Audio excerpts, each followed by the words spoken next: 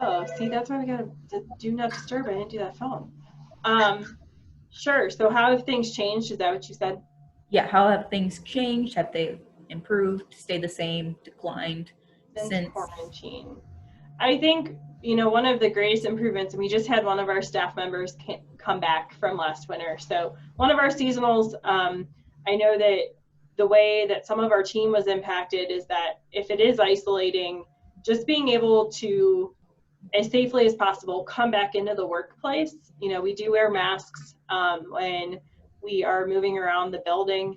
And there's other people around now. So I feel like it's not as isolating as it was back in April.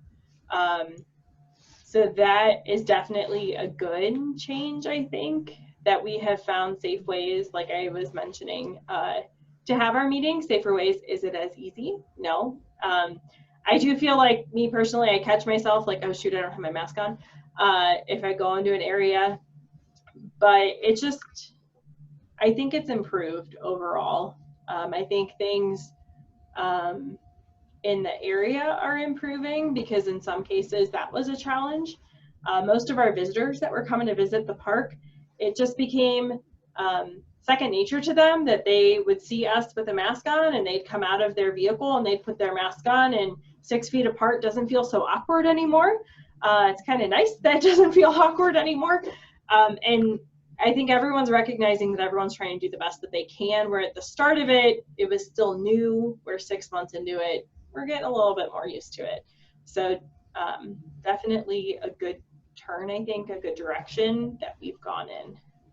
So I think that kind of sums up how it's changed since quarantine. Okay, yeah. For me, kind of coming at it from certainly the programming side of things, the services we're able to offer. Not being able to do cave tours or even really talks out at the natural entrance, those traditional programs that we're so used to doing here and have been doing for decades in the Park Service, we're really forced to look at other options. A couple of things that we have done. Suddenly, social media, Facebook, Instagram, that's kind of been the only game in town. And so the staff we had this summer really put a lot of effort into developing interesting content for our Facebook page, our social media sites, developing short videos, and just kind of some really innovative things that really helped kind of boost the following. I think there was a lot of the public out there that really appreciated having that as a way to connect to the park. So for me personally, beforehand, social media was kind of like, ugh, something I got to deal with. And now it's like I've really seen some value in it for the public that we serve. Another area that we've seen a real boost in, a silver lining from all of this, is in distance learning. And Lori's kind of alluded to it. She's too polite to toot her own horn, but she talked to over 700 school students from her bedroom, her extra bedroom at her house this spring when she was doing distance learning programs all throughout the month of May. We've had a distance learning program for a couple of years, and it's always been kind of difficult to recruit new teachers to try that. But suddenly, because online learning is where so many people are at, they're reaching out to us, and so we're definitely getting some traction with audiences in that regard. And we're having programs with people across every time zone here in the United States, and some of them international as well. So that's been another kind of sea change for us here.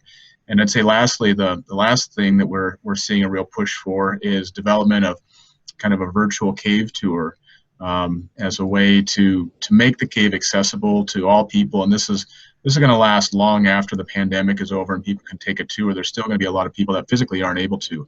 But we had a contractor here, a guy who actually used to work at Wind Cave National Park, take basically a LiDAR image of the natural entrance route. He's done about half of it. He's going to come back after the new year to do some more.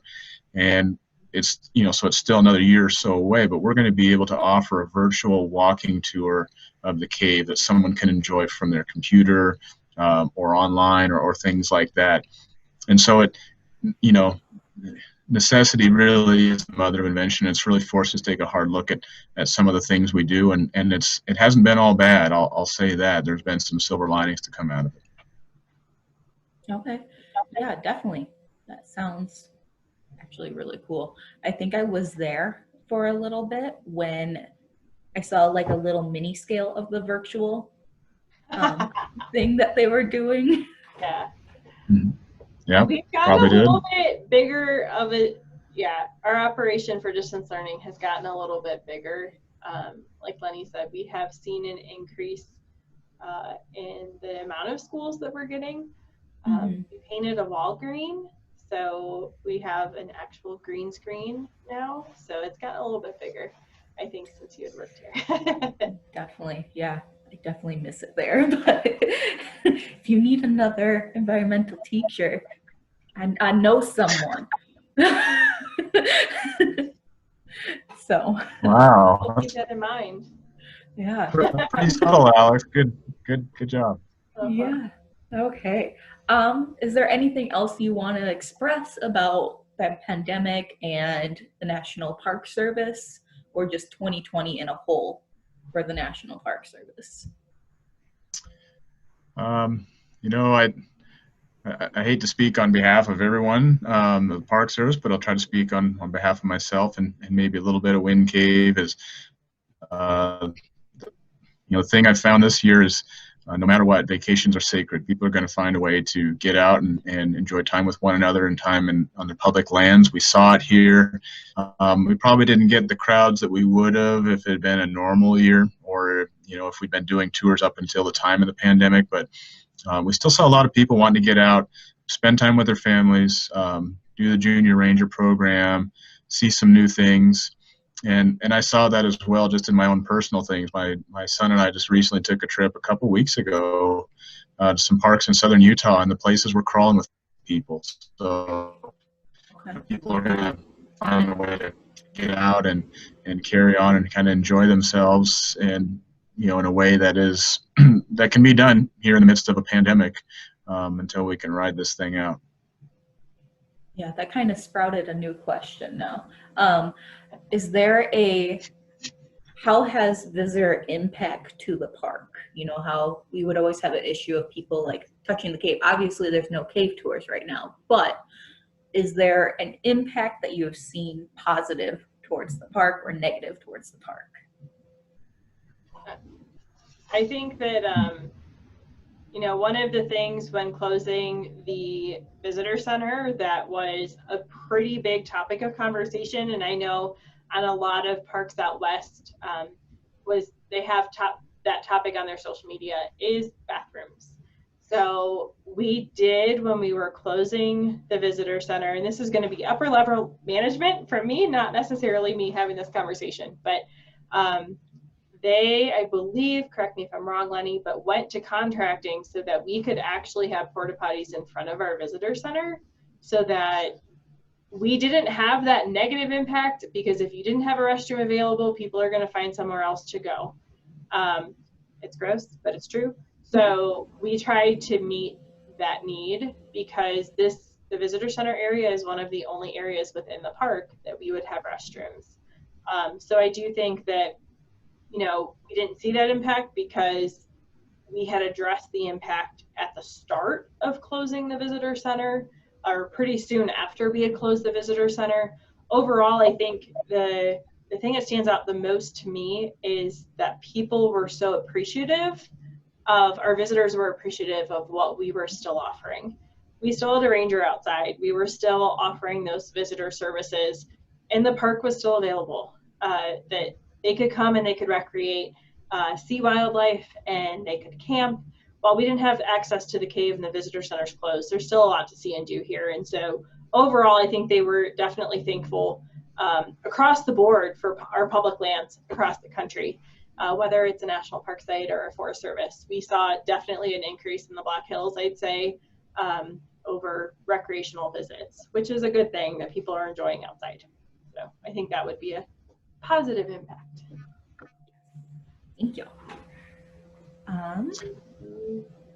Lenny might have frozen. Add something to that?